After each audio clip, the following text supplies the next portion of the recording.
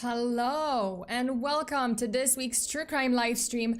If you're new here, hi, I'm FEARSONA, you can call me Sona, and I'm your friendly neighborhood True Crime VTuber, here to give you full body chills and probably some sleepless nights because you're gonna have nightmares, just as much as I do every time I stream, after my stream. Okay, hello, thank you so much for tuning in.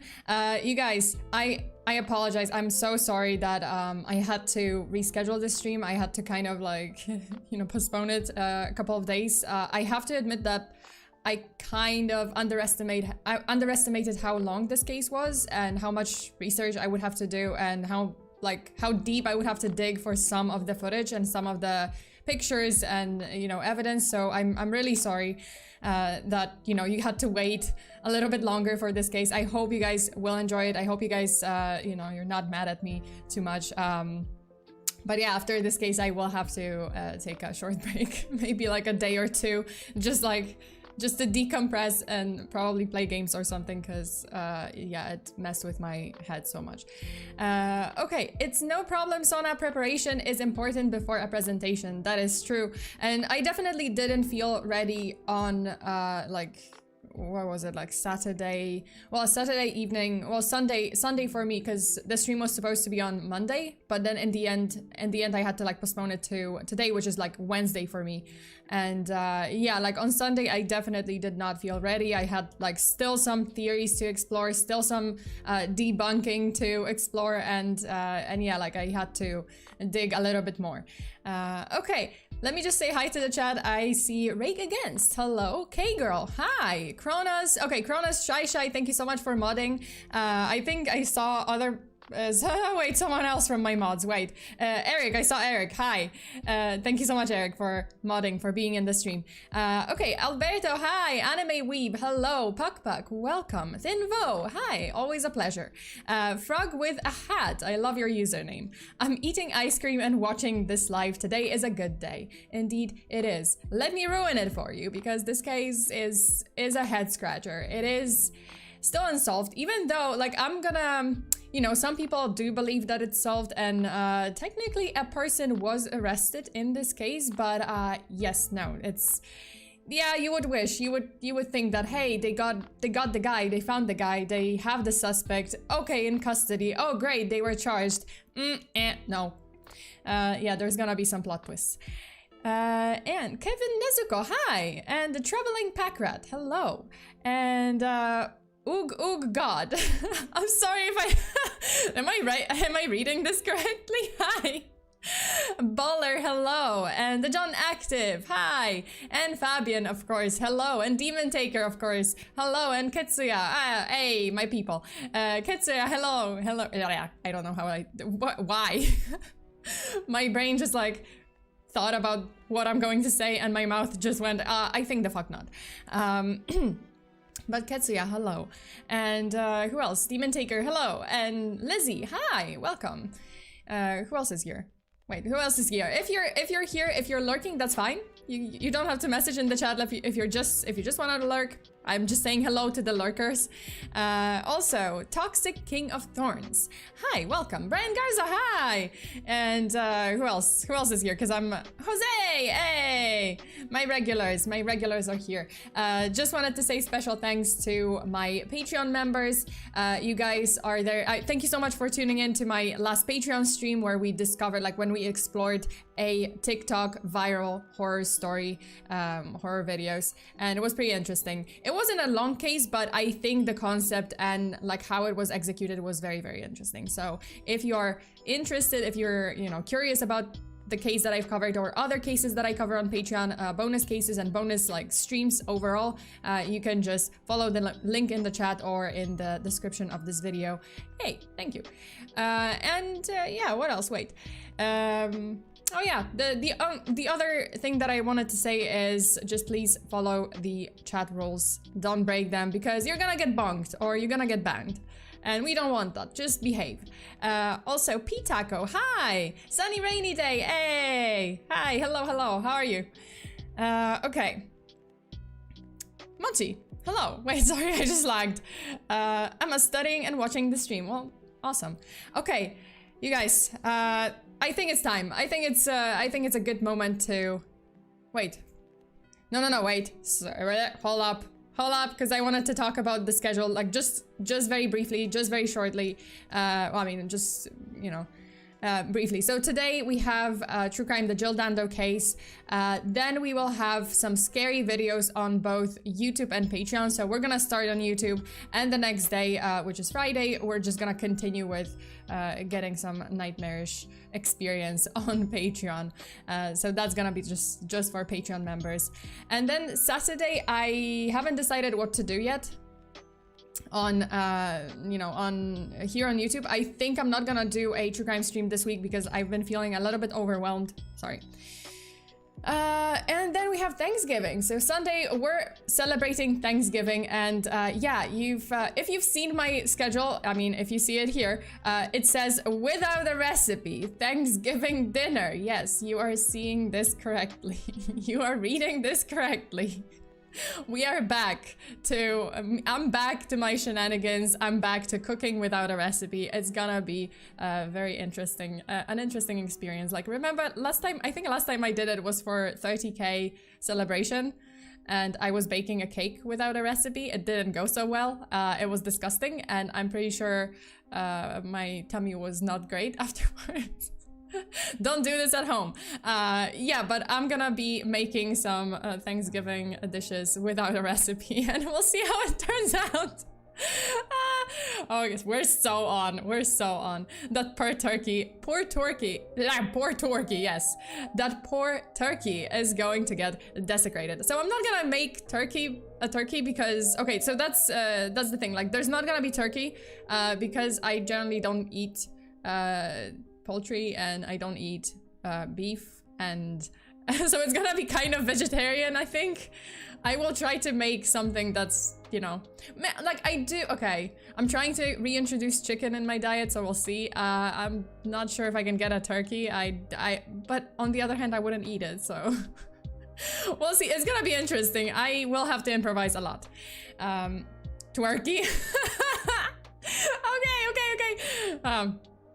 I did eat the cake, yes. Like, I just tried a bite, but it wasn't very good. It was like pure sugar, and I'm pretty sure I messed something up. So I messed a lot. Listen, a lot happened during that 30K stream, and the cake was not edible. It was not safe.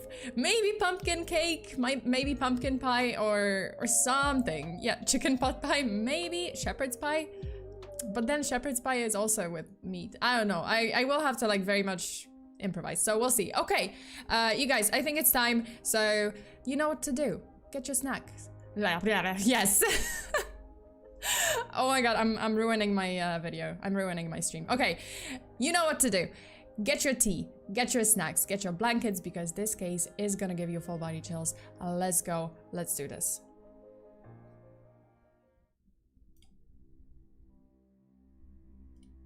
Okay, so the most popular British television presenter and journalist murdered on her doorstep in broad daylight. One of the most bizarre murders ever committed. 24 years on, and we still do not know who killed Jill Dando, but whoever did is still out there. Jill Dando was called Diana of British television, the golden girl of journalism, but her career and her life were cut short on April 26th, 1999. The death of the BBC presenter sparked the biggest inquiry in the country, and everyone to this day wonders, was she in the wrong place at the wrong time, or was this a targeted killing? So Jill Dando was a prominent British journalist. She made her mark in the media by hosting various national BBC television programs since 1988. As her talent and career grew, it landed her roles on BBC's Breakfast Time, Breakfast News, the BBC 1 o'clock news, and the 6 o'clock news. Notably, she was honored as the BBC's Personality of the Year in 1997, and at the time of her death, she co-hosted the Crimewatch alongside Nick Ross, which is very ironic, and it's gonna be a part of one of the theories that I'm gonna explore along, like down the road. I don't know why I liked. Okay, Jill was known for her stark professionalism, yet also this human touch whenever she was reporting. Like, fans were absolutely mesmerized by her. They felt like she was this girl, this local girl on this huge television, broadcast. And many people felt that she wasn't just another news anchor reading a script. It felt like she always genuinely cared about whatever tragedy she was reporting on, whatever case she was reporting on. Fans were also very happy to know her life outside of work, like off camera. They were very happy to see the news about Jill's engagement to a well-known doctor, Alan Farthing. The wedding was to take place in autumn of 1999, but sadly, Jill's life ended before that could happen. And mind you, Alan Farthing wasn't just your regular doctor. He was a surgeon, he was a gynecologist, and I think he got a job, like before Jill's death, he got a job with the royal family. So he was a huge deal too. Okay, so on April 26, 1999, the anticipated appearance of Jill on the BBC's 6 o'clock news in the UK took a shocking turn. Instead of seeing Jill Dando that evening, viewers were confronted with a breaking news announcement delivered by some of England's most well-known high-profile television personalities on every channel. The unsettling story unfolded that Jill Dando had been murdered and the unknown suspect was still at large. Now, everyone was absolutely shocked. They were baffled, wondering like how this could happen in Fulham of all places, which is a pretty upscale community, like residential community in the southwest London. No one would ever expect a violent crime to happen in this part of the city, let alone one that would end up unsolved for a quarter of a century. So what happened on the day of Jill Dando's murder? It was time to retrace Jill's steps that day and maybe, just maybe, get some answers. So that morning on April 26, 1999, at around 10 a.m., Jill Dando leaves her fiance's home in Chiswick, West London, and she's heading for Fulham. She leaves alone by car, making a pit stop at a local gas station to fill up before continuing on the A4. She exits the highway to Hammersmith and parks in the lot of King's Mall.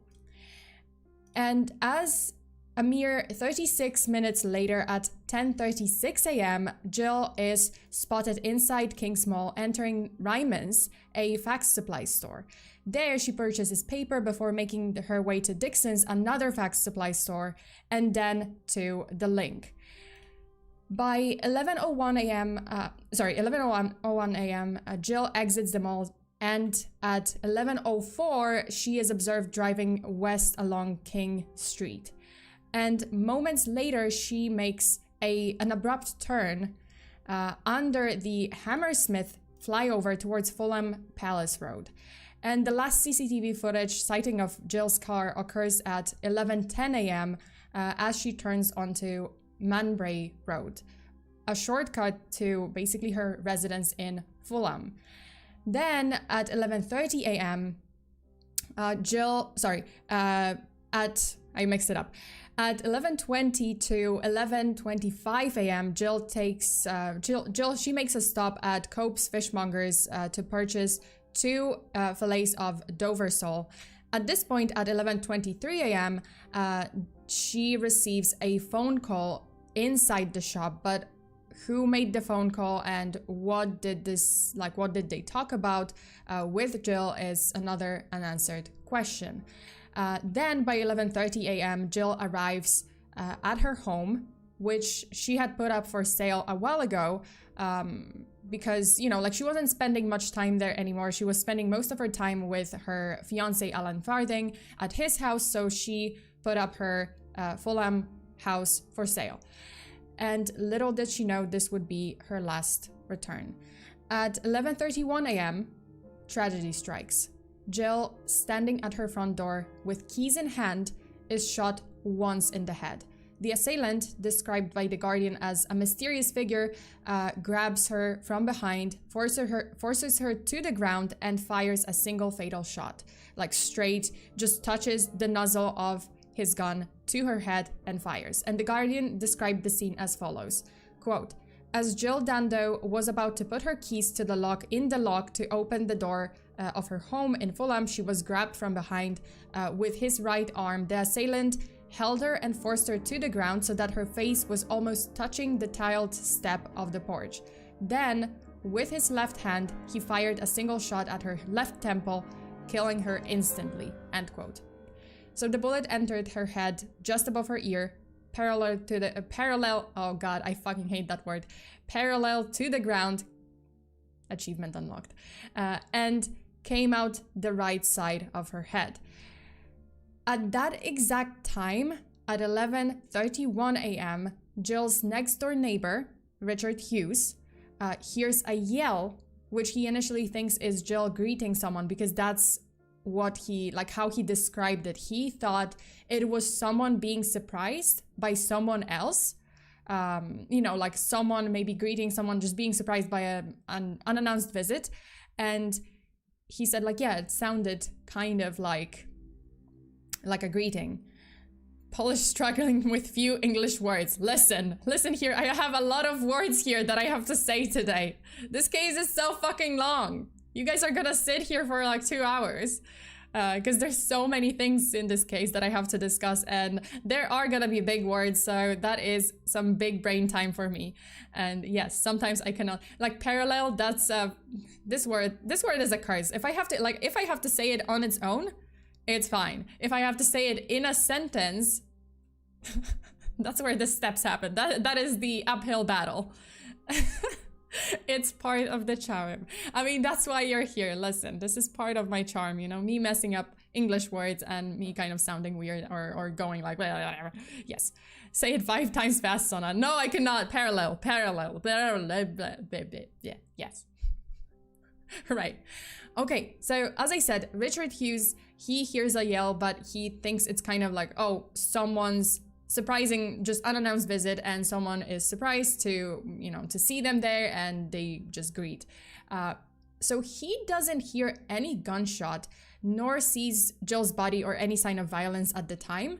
However, he spots a man leaving the scene in haste, described as 6-foot white male in his 40s. And he says, well, Richard said like, hey, this guy actually, now that I think about it, he did leave pretty quickly, like he was nervous or he was rushing somewhere.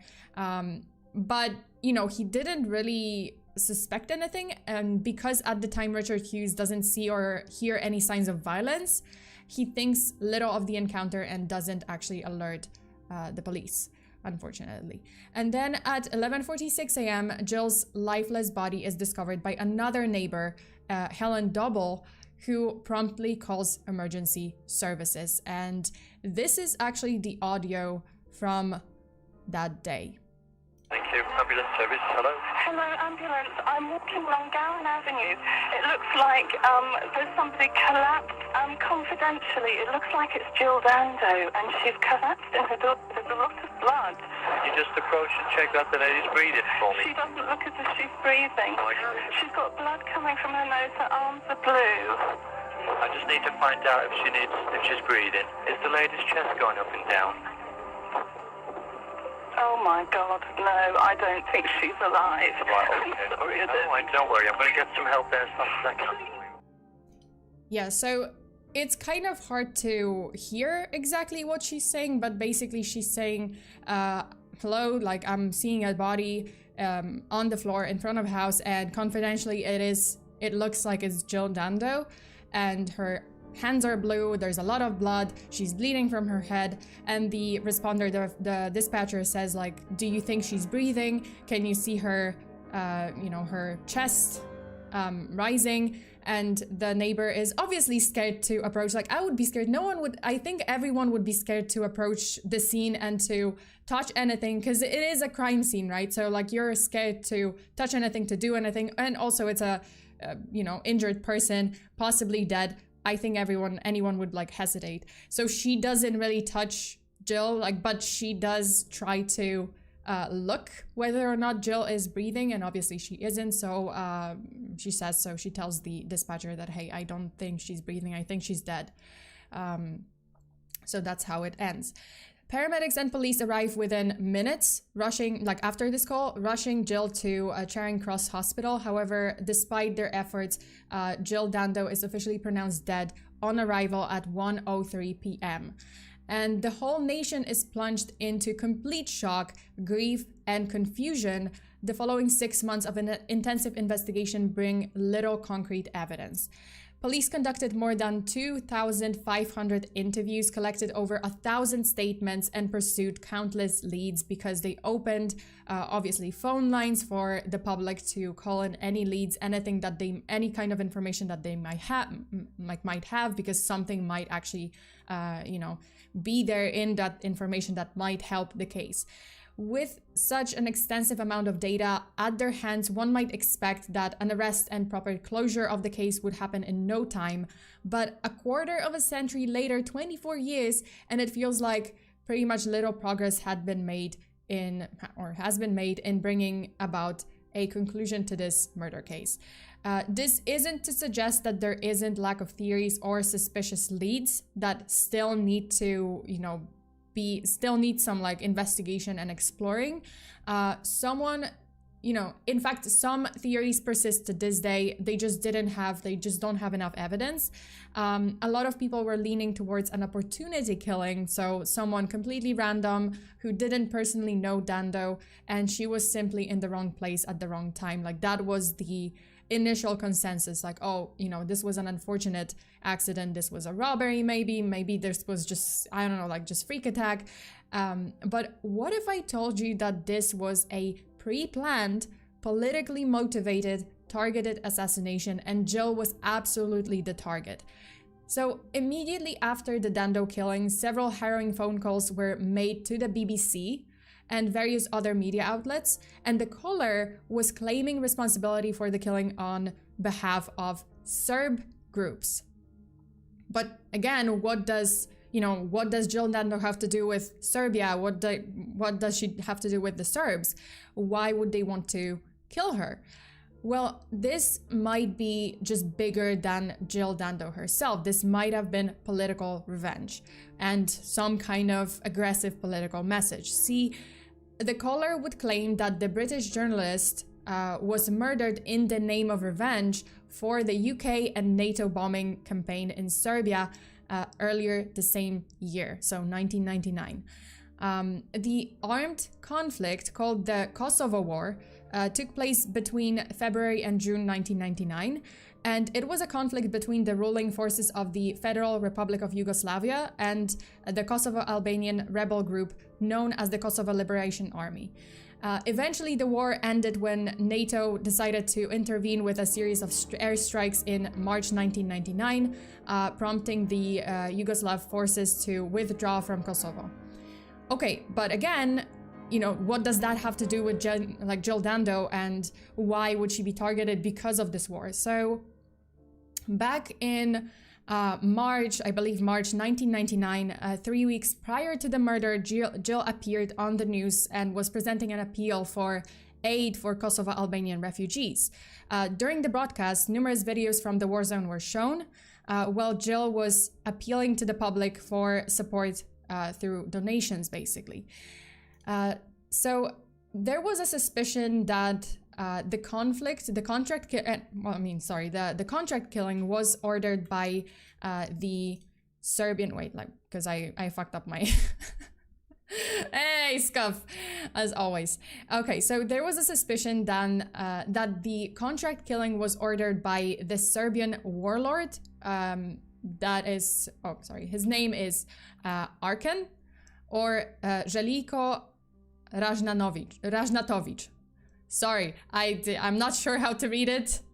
I'm just reading it in a Polish way, how a Polish person would probably read it. Okay, so Željko Ražnatović is called also an Arkan, and he was this Serbian warlord. And the contract killing was ordered by him as a retaliation for the NATO bombings of the RTS headquarters. And Jill's presentation of the Albanian refugees and appeal for financial handouts from the British public when the UK and Britain is part of NATO and had a role in the bombing, it enraged Serbs, it enraged Arkin, and it enraged Yugoslavian president, which I'm gonna get to. So here's the question: was there any actual evidence at the crime scene that was connecting Jill Dando to the Kosovo conflict and the Serbian mafia? There might be. See, Jill was shot by a bullet from a 9mm short caliber semi-automatic pistol, a weapon that was definitely difficult, if not impossible, to obtain in Britain at the time, not legally at least. And Richard Hughes, the neighbor who heard sounds coming from Dando's residence and saw a man leaving her front porch abruptly, did not hear any gunshot, which the investigators kind of believe it is an indication that the weapon had some kind of silencer. Is that the word? I guess that's the name for it. But some kind of silencer. Again, not something you could easily and legally obtain at the time. And this kind of pistol and silencer would only be available in the black market, and most likely only to a prominent organized crime group or a paid professional hitman. Okay, but again, how does that link Dando's murder to the Kosovo War and the Serbs? So the bullet that shot Jill Dando had a cartridge that has been modified, likely to reduce its charge. And in 2019, the British NCIS, National Criminal Intelligence Service, delivered a report on the case and claimed a possible connection between the customized bullet used in Jill's killing and another case from Kosovo, from Belgrade. So there were several assassinations of journalists around the Kosovo War, where bullets with handmade markings were used, just like this one, the same as in Jill's case. And one such case was the murder of Slavko Churovia. I think that's Churovia. I think that's how you read it. So he was a Serbian journalist who was killed barely 2 weeks before Dando on April 11th, 1999 in Belgrade, then part of the Federal Republic of Yugoslavia. And it was also after the NATO bombings. So the murder of Slavko was strikingly similar to Dando's because he was outside his home in Belgrade when he was shot dead by two masked men. Years later, in 2019, 4 men of the Serbian Secret Service were arrested and charged with his murder.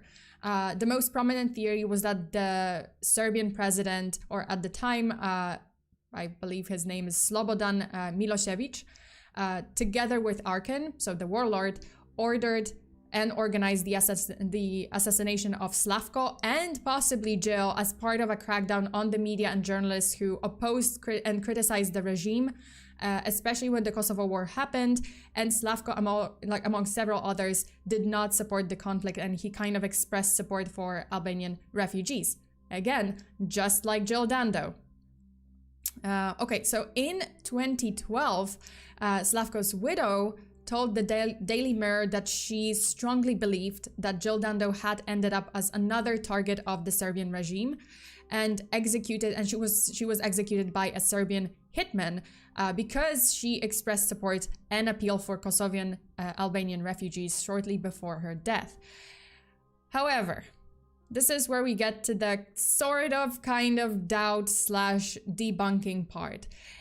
So there were other BBC journalists working in Belgrade at the time, including BBC World Affairs editor John Simpson. And those journalists, including Simpson, were not killed, and, he was not killed, and he would have made much more obvious and easier target. There were multiple BBC journalists or journalists overall, and they weren't, or UK journalists, and they were not killed, even though they were stationed in Belgrade. So it's weird that they would target Jill, who was back in England. Like, wouldn't that be much more difficult to, make happen? And then we have the gun. So the forensic analysis of the cartridge case and the bullet retrieved from the crime scene indicated that the firearm used had undergone a workshop conversion, likely originating from a replica or decommissioned gun. A professional assassin, like if this was a targeted killing by some professional assassin, like the hitman, the professional hitman wouldn't, like the police at least believe that a professional hitman would simply not use a weapon of a poor quality like this one, because this was a replica or decommissioned gun and it was modified in some weird way. So yeah, it was just not aligned with like how, you know, professional hitmen work. As for why the neighbors didn't hear the gunshot, it might be because of how Dando was killed, likely by something called hard contact execution, which means pressing the gun against her head. It would have acted as a suppressor, or yeah, like silencer suppressor. So it would muffle the sound, and also it would have prevented the killer from being splattered with blood, because there was a lot of blood, but like weirdly there was no one was seen around the crime scene that was like splattered with blood. Why?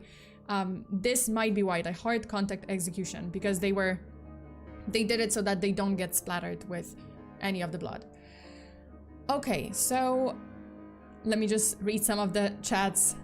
That's odd though. It is a powerful political group is, if a powerful political group is a culprit, then wouldn't they find a way to make the murder look as the work of a normal citizen, which the weapon contradicts? That is a good point, and there is another part of this story that I'm gonna discuss that is still kind of leaving this door open, you know, like to this theory, like they are leaving this door open, because it is possible that it was just like it was made look like just a civilian, or, you know, like opportunity killing or something, like, oh, unprofessional, because no one would believe, right? Like, oh, they would be like, no, this wasn't a professional killing because, oh, this and this and this happened. The hitman wouldn't use this gun. What if it was done intentionally? Okay. All right, so the next theory. So one of Jill Dando's most prominent and personal projects was the Crimewatch, which she initially co-hosted with Nick Ross between 1995 and 1999. What if her engagement in this project is what ultimately killed her? What if someone didn't like that she was digging up old cases and bringing it back to the public's attention? So in 2015, an investigative journalist and former police officer, Mark Williams Thomas, proposed a theory that Jill's death could have been the result of someone from London's criminal underbelly ordering a hit. Also, I'm sorry, it's gonna sound weird, but I really like the word underbelly. Criminal underbelly, it just doesn't sound very intimidating to me. It just sounds very cute. I don't know why. It sounds kind of adorable. Criminal underbelly. It's a weird thing to think about this expression, because I know this is not what it means. I still feel like, I don't know, like when I hear underbelly, it's like a floofy animal and they are like belly. Okay, never mind. Okay, I'm just I'm not laughing about the case. The case is very serious. I'm just laughing about my stupidity and stupid brain processing like English words differently, and just yeah, thinking that a underbelly word, like criminal underbelly word expression is cute. I don't know why. That's where they hide the crime. The belly. The belly. Dum, dum, dum. It sounds like you're talking about a naughty pet. Yeah, like, right? Underbelly. Criminal underbelly. Oh god, if I have a dog again, I'm gonna just name them Criminal Underbelly. Okay. Oh my god, okay, because I'm gonna laugh, and I can't laugh because I'm just gonna like, okay, let's get back to the case. So, some believed, namely Mark Williams Thomas, believed that Jill's death could have been the result of a criminal activity and kind of revenge for her work on the Crimewatch. Thomas believed that it could be someone influential in the criminal world, someone who wanted to send a clear message to the media, a message that said, do not take do not take on organized crime. Also, Jose, like a dog begging for belly rubs. Woof woof. I'm sorry. Are we going back to criminal underbelly? Because it's, yeah, I can see that happening. This is a crime. Okay, you guys, because I'm gonna start laughing. Even though, like, yeah, this case is, I don't know if I'm laughing through tears or something, or trauma. Okay, so Thomas gave an interview again, like this guy, the investigative journalist slash former police officer. He gave an interview in 2017 in which he confessed to have had a conversation with someone from the criminal underbelly of London, a hitman who obviously wanted to remain anonymous. And this hitman allegedly told him that he knew exactly who killed Jill Dando, but continued with, quote, "I wouldn't identify that person because it's very dangerous. I'm sure that they would come after me," end quote. And then we have a mysterious Mr. James. See, when the initial investigation was taking place, police were, of course, encouraging the public to call in any leads, any information they may have about the murder. Then, one day, they receive a call from a man introducing himself simply as Mr. James, who tells them he knows exactly who is responsible for Dando's death. There is like, I'm sorry, I'm just gonna pause here and just tell you, like, I'm gonna tell you in advance, there's a lot of fucking people who come forward and they're like, I know exactly who killed her. And then 5 minutes later, there's another person, I know exactly who killed her. Completely different suspect. And the list goes on, and we are 24 years into this investigation, and there's still no one. So, do you know, like, I mean, it is disheartening because it looks like, oh, there's so many leads, there's so much evidence. And in the end, there's mountain of evidence, a mountain of information, and in the end, like, they don't have the exact information they need to actually charge someone. So, all right. It's just frustrating. I'm sorry. Like, whenever I have to like research a case like that and I see a mountain of evidence, supposedly a mountain of leads, and then there's nothing, like no solution, I'm just getting frustrated because it's just, yeah. Okay. So this guy, Mr. James, he tells the police that he knows who is responsible for Dando's death. And in 2019, in BBC's own documentary about the news presenter's murder, police detective Hamish Campbell, who led the investigation, told the interviewers that he had spoken to Mr. James directly, and he believed that the men to have some very convincing, plausible information. James gave him a list of names of people who were involved in the hit and people who were definitely in that criminal underbelly. They were not, law-abiding citizens. And according to this informant, these suspects were also a part of a gang or a huge drug operation, and that Dando was a target because of her work on the Crimewatch that pissed off the wrong people because, the Crimewatch was looking into various leads, various cases, and it was just threatening the operation. But as for the theory, about this London-based organized crime group being responsible for Jill's death and the mysterious informant revealing their names, there is some debunking to do. First of all, Detective Campbell, so this guy, he said that while the informant told him a very believable story with names, with full names and such, upon further investigation, it turned out that Mr. James was trying to frame other people for his own crimes related to drugs, and that he had, or them, nor him, like himself, like Mr. James, they had nothing to do with Jill Dando's death. And Mr. James was like, I don't know why, but he was trying to insert himself in the case in order to kind of get away with other crimes that he had committed. As for the rest of the theory about how some crime lord ordered Jill's assassination, Detective Hamish Campbell said that the police thoroughly investigated each of the Crimewatch cases that Jill worked on. And, you know, she hosted the episode, and there was simply like no evidence or indication that her murder was committed in relation to any of these cases. So this theory was basically a dead end.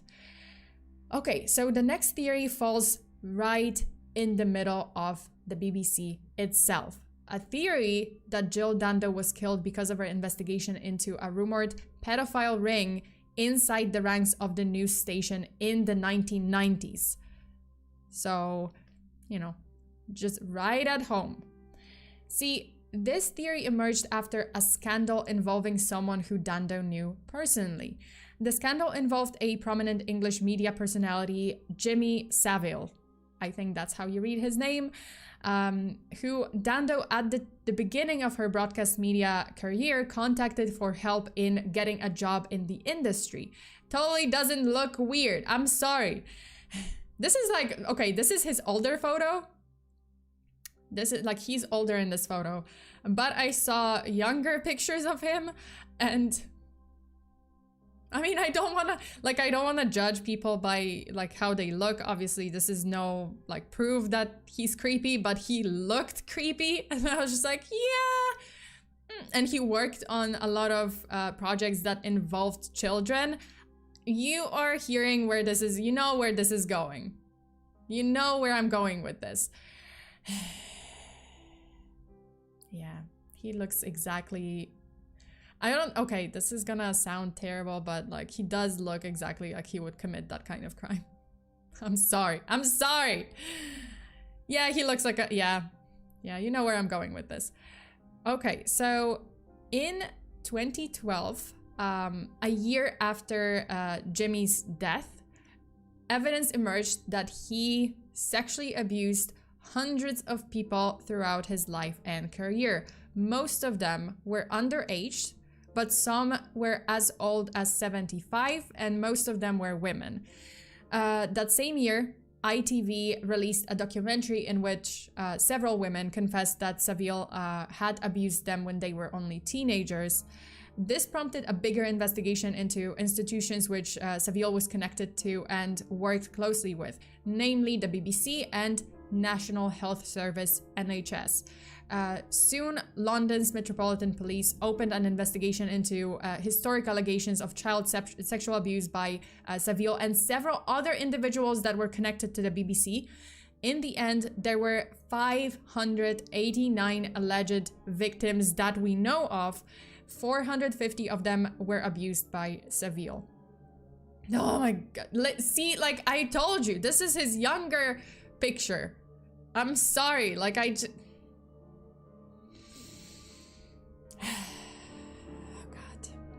yeah, almost 600 victims, and again, 450 of them were abused by Jimmy Savile.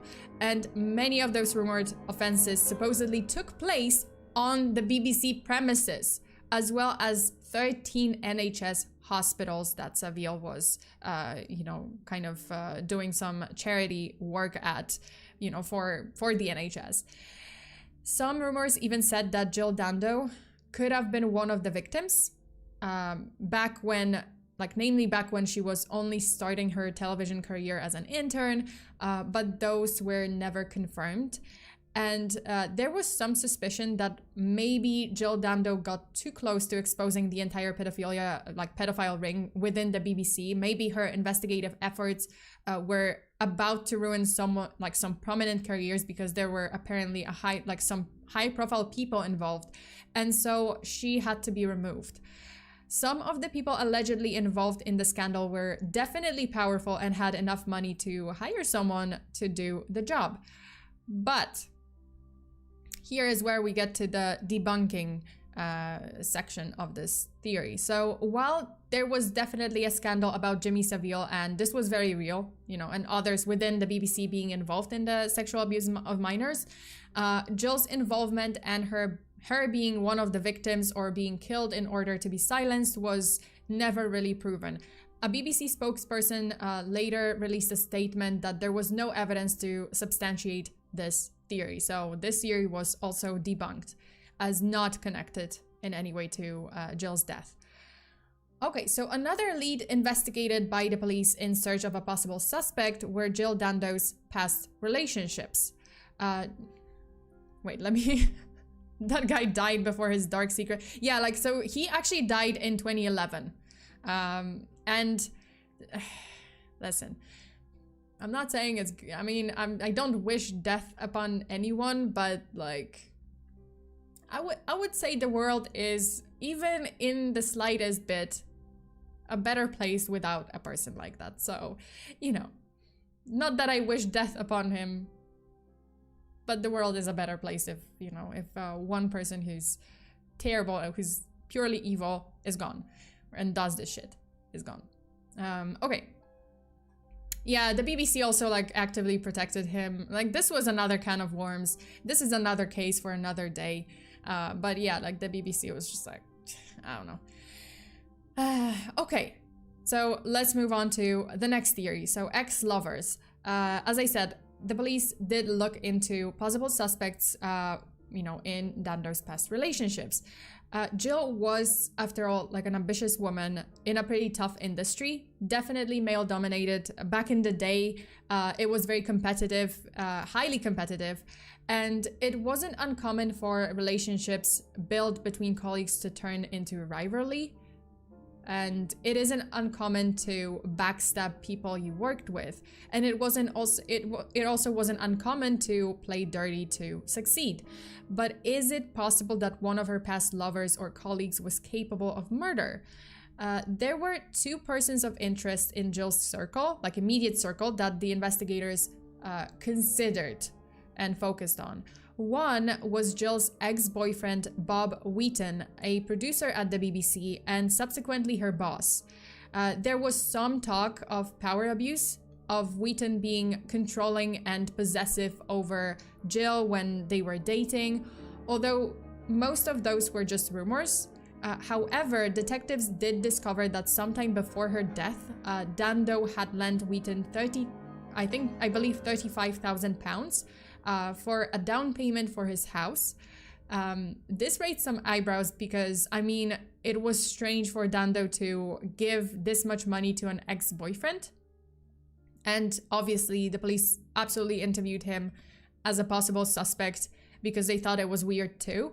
But in the end, there was a lot of evidence showing that the two ended the relationship on good terms, and they were still very good, very close friends. So they were happy with that reason, with that evidence. Jose, almost an hour of talking. Have a drink. Okay. I'm just gonna have a drink. Wait, let me just take a sip. Oh my god. Yeah, my throat kind of hurts.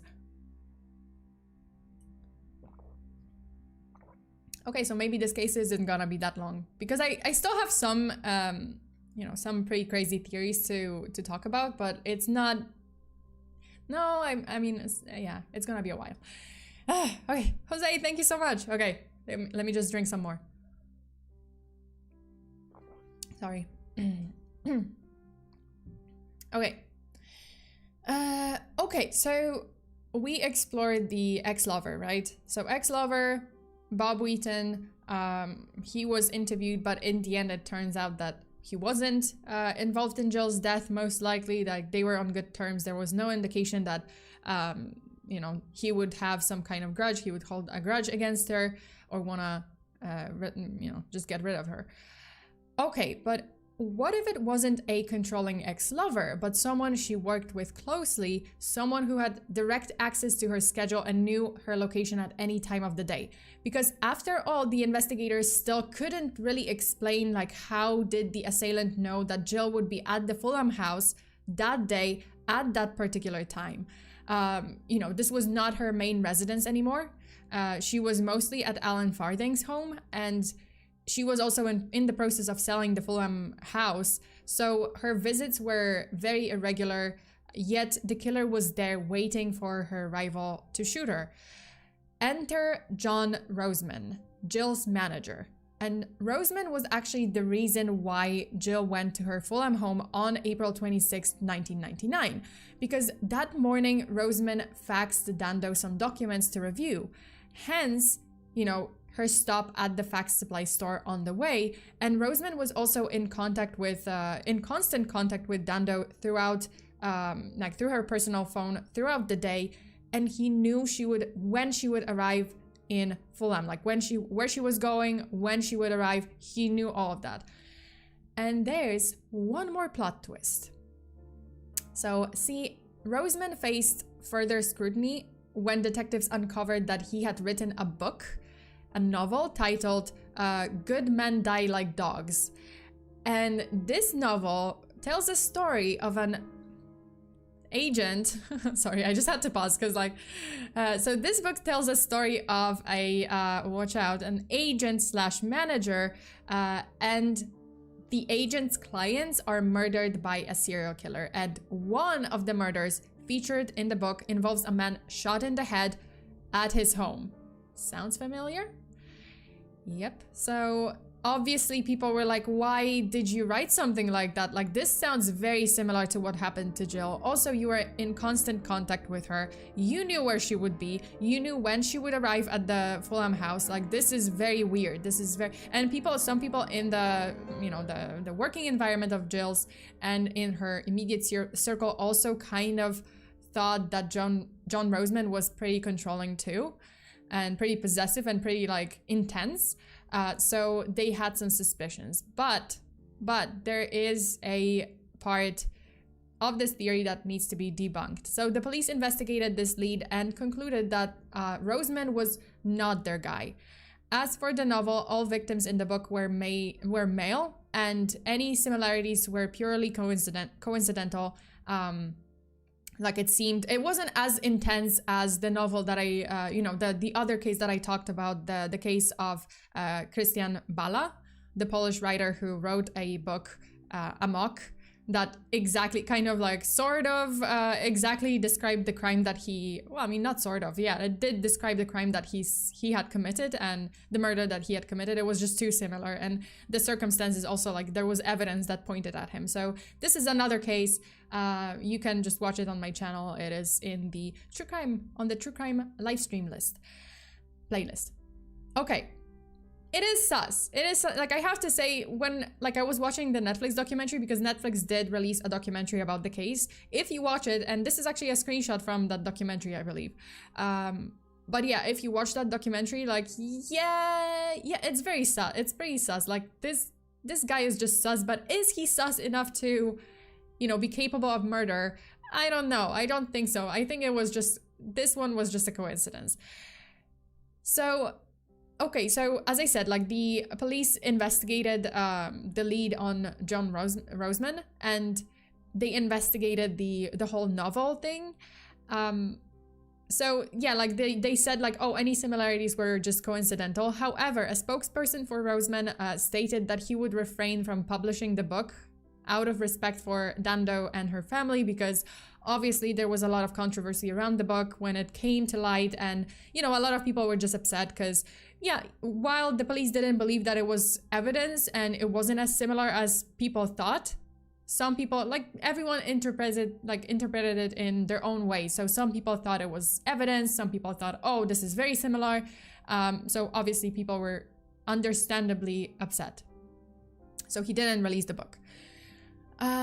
We've got all those theories flying around, but what about the man seen fleeing the scene, seen by one of Jill's neighbors, Richard Hughes, right? Was there anyone suspicious at or near the scene before the murder occurred? Turns out, yes, there was. The police nicknamed this man the Sweating Man. So this individual was observed both before and after Dando's murder. Witnesses described him as a white male with short dark hair, dressed in a suit. And reports placed him running from on the Fulham Palace Road, not far from Dando's residence on Gowan Avenue in Fulham, on the morning of the murder. At a bus stop on Fulham Palace Road, witnesses noted that the man was sweating profusely and he was holding a mobile phone. Boarding a bus, he was last seen at Putney Bridge underground station. Despite the release of a police sketch, the man remained unidentified until a man closely resembling the sketch appeared, and he had voluntarily came forward and he turned himself in. So the man's name was James Shackleton, and he admitted to being the sweating man. So he actually turned himself in. Subsequently, he was arrested for further police questioning, or he was brought in for further police questioning, and his residence was searched. Shackleton explained that during the investigation that he was running from a nearby park. He was actually claiming that at the time he was someone was chasing him. So it was a completely unrelated incident, but he was saying like, oh, someone was chasing me. That's why I was so sweaty. That's why I was at that place at the time. Detective Campbell disclosed that Shackleton had a history of attempting to implicate himself in other murder cases. I will never understand this. Like, this is... Okay. So as a result, the police concluded that Shackleton was unlikely to be connected to Dando's death. Like, they didn't find any other evidence that he was involved. And in some twisted way, he was just looking for his own 5 minutes of fame by inserting himself into this case, which, again, why would you do this? Like, okay... So you want to have like 5 minutes of fame. I don't know. Do you want to be on TV getting arrested and getting connected to a murder? And possibly because, I don't know, you can't just bet on the fact that, oh, I didn't do it. So, you know, the judge and police definitely will find me innocent, because sometimes the investigation is just wonky. Sometimes police makes mistakes. Sometimes the judge and jury, they just like kind of charge someone who's innocent, which we're gonna actually get to, because there was another person who was charged for not killing Jill Dando even though they were innocent. So yeah, like this guy was just kind of like, let me just tell them, insert myself into this case and see, and I don't know, like hope that they will not charge me with this murder. I don't know. I'm sorry, I'm getting mad. Okay, so this guy was not our guy. You know, this was not the killer. And so the search for the assailant continued for another year. Then news broke out that an arrest was made in the Dando case on 25th of May 2000. And the suspect's name was Barry George. The crazy part is that Barry George was named in a tip-off to the police by a witness the day after the murder. Like as if, oh, he was seen in the vicinity. But it took investigators nearly a year to actually interview and arrest him. The witness who reported him as a potential suspect was another one of Dando's neighbors. And she said that she saw him on their street right before the time of Jill's death. And at the time, it was absolutely easy to see how Barry George fit the profile of the suspect. I mean, he did look, you know, he did kind of match the description of the suspicious man who was leaving the scene. His height also matched like the dark hair, the age. So, okay, so the prosecution certainly thought that he did match the suspect. They cited various factors such as the fact that George lived in Dando's close neighborhood, like just a few streets over, his prior convictions for attempted rape, because he had those, a past arrest near Kensington Palace with a knife back in the 80s, the use of multiple aliases as if he was trying to avoid being tracked down. Like he apparently on one occasion he claimed to be a cousin of Freddie Mercury. He was using the name Barry Bolsara. So yeah, like it was, you know, he was a sketchy character, and notably he did serve in the Territorial Army, which means that it provided him with a firearm experience. Additionally, forensic specialists discovered a minute particle in George's coat believed to be residue from the gun used in Dando's killing. And during the search of his house, they discovered this photo of Barry George holding a gun, a pistol, that could be the same as the one used to kill Dando. Mind you, during the interrogation of Barry George, like he said he doesn't actually know who's in this photo, but it's not him. Like he claimed this is not him. I don't know. I mean, what do you guys think? Is this him? I think it's him. I mean, it looks like him. Yeah, to me, it kind of looks like him. So I don't know, but he claimed that it's not him. This is not a picture of him, or he doesn't remember. Furthermore, upon his arrest, the police found 4 copies of special Jill Dando edition of the BBC's Ariel magazine in George's possession. This is actually a photo of George's house, like the inside of George's house. He had like a... okay. So, yes. So upon his, arrest and the search, police found pretty much like 4 copies of this special Jill Dando edition of the magazine, and those were dedicated to Dando. As a result, George was quickly tried and charged with Dando's murder and then sentenced to life imprisonment on July 2nd, 2001. But remember how at the beginning of the video I said that 24 years on and this case is still unsolved? Yeah, because Barry George might not actually be responsible for Jill Dando's death. So in 2008, after 2 appeals and 8 years behind bars, George was acquitted for the murder of the murder. So the retrial proceeded as the particle evidence was now considered inconclusive. So at the time in 2000 and 2001, they just didn't do a good job apparently testing this particle evidence, and they said like, oh yeah, it matches. But now after 80 years behind bars, they tested it again and it came out inconclusive, so it wasn't a match.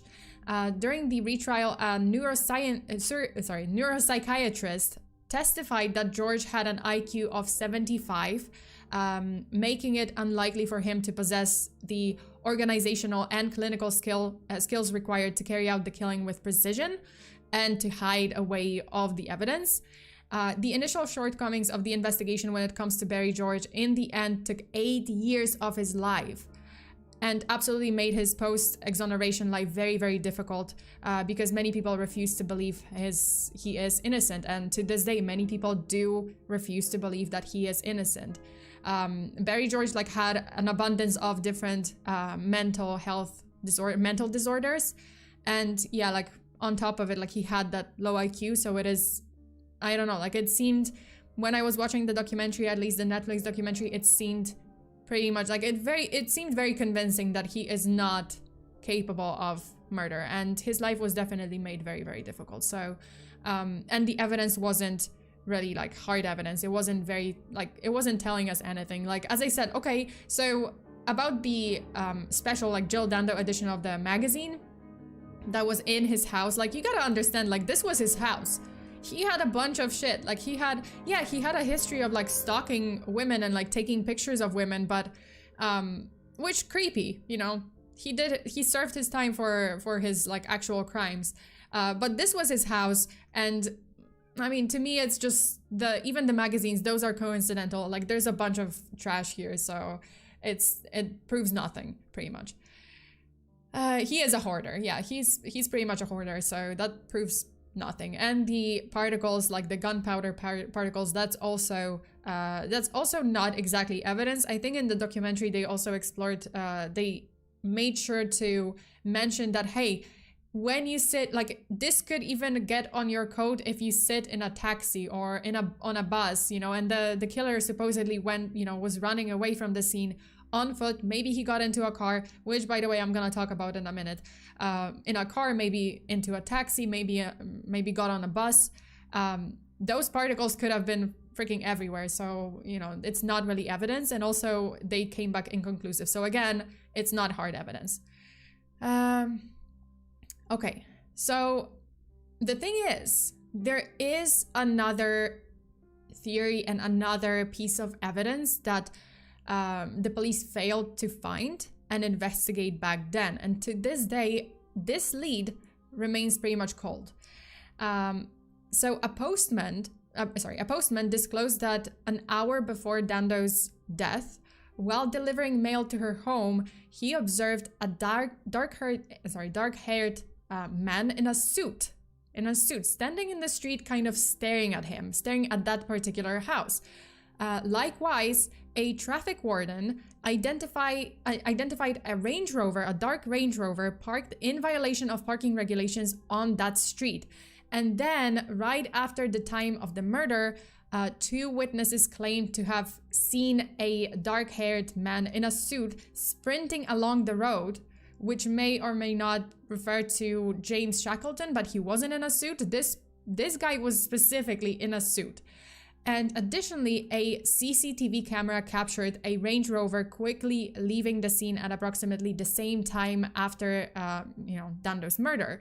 And I mean, I didn't mean like, oh, kind of took off a little bit faster. No, I mean at full speed, as if someone was trying to run away. So even though at the time the police conducted an extensive search of that particular vehicle, they failed to find the right one. Because, I mean, CCTV back in the 90s, it was very much grainy. I mean, as you can see, like, it was super grainy. So there was zero chance of seeing the license plate, let alone, like, the whole, seeing the color. Like, the color is kind of there, like, the model, you can kind of tell which one is it, but, like, let alone the license plate in detail, you couldn't really see it.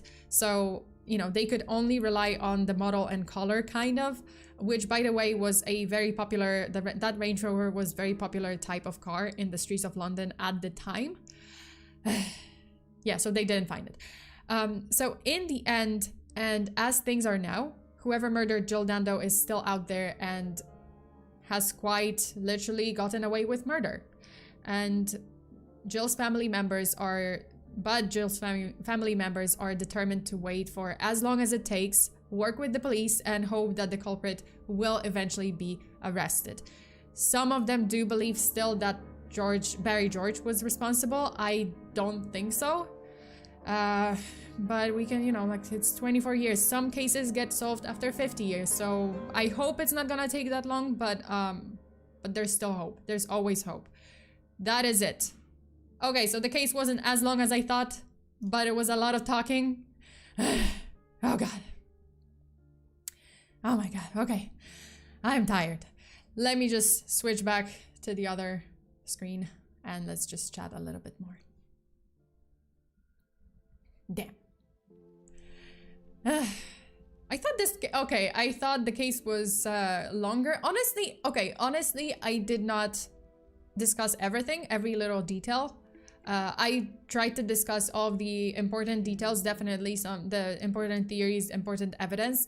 I'm sure there is many more, like theories and leads, and maybe I missed something when it comes to evidence.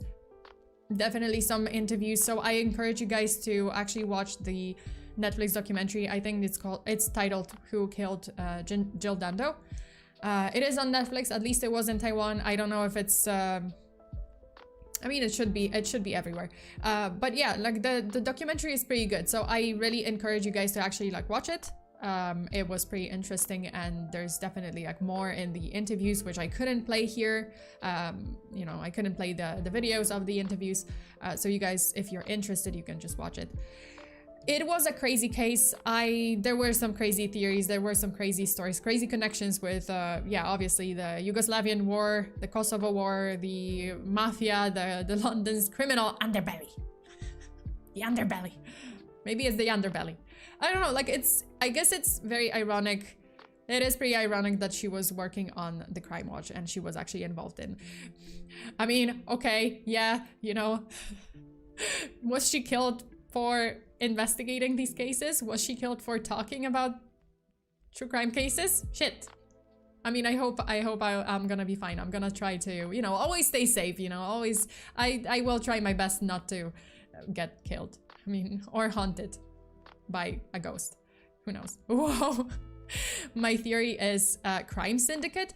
Maybe, like, I mean, it makes sense. Like I would say, like, even the Crimewatch theory, like, yeah, they didn't find any like concrete evidence, but it does kind of make sense. Maybe someone wasn't happy that she was covering the cases. Maybe she locked up someone, like she led to someone getting locked up who was, someone important in the criminal underbelly of London. This is how I'm gonna say it from now on. Criminal underbelly. Oh God. Fear, always stay safe. I will always stay safe. Listen, I have pretty sturdy door in my apartment, and also I don't live on the first floor. So yeah, I live pretty high and my building is secure, and also the door is pretty sturdy, so I will make sure to stay safe. It's mostly a crime organization. Yeah, like I would say like they should definitely keep exploring that, keep investigating that particular theory, because you know, like the car, definitely in the connection with the Range Rover, because the Range Rover is like weird. They could never investigate it. It's weird that the police officer, that police warden, the traffic warden, did not write down the license plate. Like apparently, like they just drove off right after that traffic. Like I guess the warden gave them a warning instead of writing down their license plate and like actually booking them. Well, not booking them, but like, yeah, giving them a ticket. So that, yeah, like there was no license plate for that one. Do you carry a weapon at home for defense? I do have mace.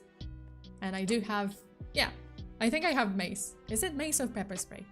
Actually, I don't know. It's the spray that you use when someone is, also when someone attacks you. Also, I do have my microphone. My Blue Yeti is pretty heavy. I'm gonna use that. And I have knives, so ninja. Oh my god, okay. I have a rooster. What? Rooster for home defense. Oh, that's okay. That's some solid defense. I command you. Command you. Command you. Command. Command too, but command you. Fear got her hacks. Yeah, I have my hacks. And I have my Blue Yeti. And I have my everything. Okay, you guys, thank you so much for today. Just wanted to say that I hope you guys, you know, this case made you think a little bit, you know, made you scratch your head. I gave you chills, possibly. I hope it picked up your interest. I definitely encourage you to, you know, like just to check out more about this case, watch a documentary. And what else? Oh yeah, did you guys hear? I just saw the news on CNN that some like very high-profile Hollywood executive, executive's son, possibly murdered his wife and his in-laws. Wait. Let me just actually pull it up. Yeah, like this. Yeah. Like okay.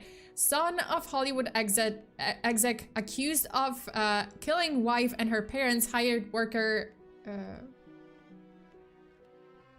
Parents after hired worker who found body parts in what? Okay, this title makes no sense. The point is, in front of his house, the Hollywood house, yeah, like the worker found a dismembered female torso in the trash, and the wife and her parents are gone. They are missing. So, yeah. Let me just see. Let me just read it. Okay. The son of a Hollywood agent is facing charges in the killings of his missing wife and her parents after body parts were allegedly found in his trash and a nearby dumpster, according to California prosecutors. Samuel Haskell, 35, appeared Monday afternoon in a Los Angeles court where a judge denied him bail but granted his attorney's request to postpone his arraignment. He was not asked to enter a plea to 3 counts of murder, each enhanced with special allegations of multiple murders. So he is the son of Sam Haskell. Yeah, well, we'll see how that, you know, unravels. Okay, you guys, that is it for today. Stay safe out there. Always lock your doors and windows. There are your hexes. Until the next time. What can I say? Wait, okay, wait, okay. I guess I have... Did you hear about the streamer who murdered his girlfriend and tried to provide an alibi for himself by streaming a pre-recorded video? What? What? I do not know that. What? The heck? Wait, I need to look it up. Streamer murdered girlfriend streamed pre-recorded video. What was his name? Oh yeah. Wait. A YouTuber set up a fake live stream to give him an alibi for murdering a pregnant woman, prosecutors say. A YouTuber staged a fake live stream of himself playing Grand Theft Auto Vice City to give himself an alibi for the murder of a pregnant woman, prosecutors in the UK alleged on Thursday. They accused Stephen McCauley, I don't know, of setting up a stream to divert suspicion from killing Natalie McNally, who was 15 weeks pregnant when she was killed on December 18th, 2022. Holy shit. Okay, that's what the heck?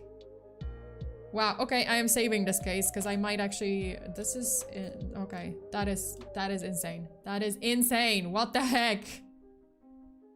Okay, okay. This is not pre-recorded. Just so you guys know, I am not giving myself alibi here. This is not a pre-recorded stream. I'm gonna prove it. I'm gonna read your messages. Okay, Explosive Ramen says, yep, that's it. Alberto says, wow, what a monster. And then the John Active, bro, what in the hell? Kronos was pretty crazy. What the heck? I did not know about this case. That was over a year ago. Yeah. See, this is not pre-recorded. I am not in Sona says, no, I'm not. Dorothy Morgan, prove it. Read this. I read it. Oh my god, okay. I am not part of a criminal underbelly. I swear. Oh god. Okay. This was definitely an interesting case. Thank you so much for like sharing it with me, because I'm definitely gonna read the article. I'm just gonna read it till the end. I'm just gonna read the whole thing later. Okay. That is it for today. You guys, what else do we have? So again, just a reminder, today true crime, tomorrow I'm gonna take a break. Thursday and Friday scary videos. We're gonna start on YouTube, we're gonna continue on Patreon, continue Full Body Chills on Patreon. Then Saturday I still have to like just maybe decide like what to do, but something scary on YouTube probably, maybe like a horror game, maybe something else. And then Sunday we have a Thanksgiving celebration, which is without a recipe, me cooking Thanksgiving dinner, improvising the whole thing, and hopefully not blowing up my apartment. That is it. Thank you so much for today. Always love the scary video. Hey, I hope you guys enjoyed the stream. Thank you so much. Stay safe out there. Always lock your doors and windows. Bury your hexes. Until the next time. Bye. Oh, also, wait. Because okay, butterscotch. General Butterscotch, thank you so much for the donation. So wait, how do we formally suggest cases? Okay, that's a good question. How do you formally suggest cases? The easiest way is to put them in the comments. Like, that is the easiest for me to find, because YouTube sends me a notification about it, and yeah, and then I can just scroll through the comments. So if you leave a comment under this video, I'm definitely gonna read it. I am gonna save the case, and yeah, like, thank you so much. I would say that's easiest, because I do have Discord and I do have a true crime suggestions, like crime case suggestions channel, but sometimes it can get crowded, so I might miss messages. I might miss it. So I think like if you put it there and here, like in the comments, it is probably the easiest. And Jose, thank you so much. Silly Sona, that just makes you look even more guilty of being too cute. Yeah, because I'm in the cute underbelly. Okay. I'm not in the criminal underbelly of anything. Yeah. Ken Nishizumi, hi. Oh, I'm sorry that you're late. It's okay, next time. I swear, I'm using my little sis' YouTube account. Sure. Underbelly. Really is a funny word. It is a funny word. Underbelly. Okay, you guys, that's it, because I'm gonna start laughing even more. Okay, that is it for today. Thank you so much. Stay safe out there. Always lock your doors and windows. And bury your hexes until the next time. Bye.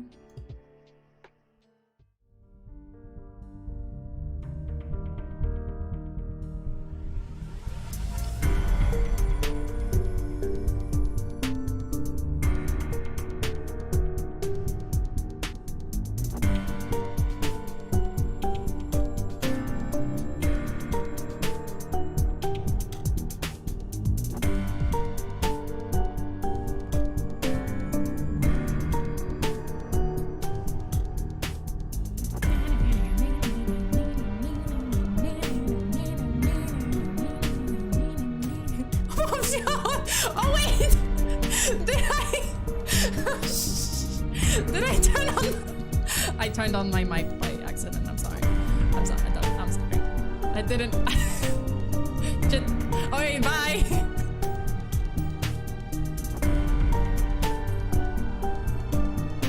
Not me singing my own theme song, but yeah, that's. Yeah, I am. Okay, bye.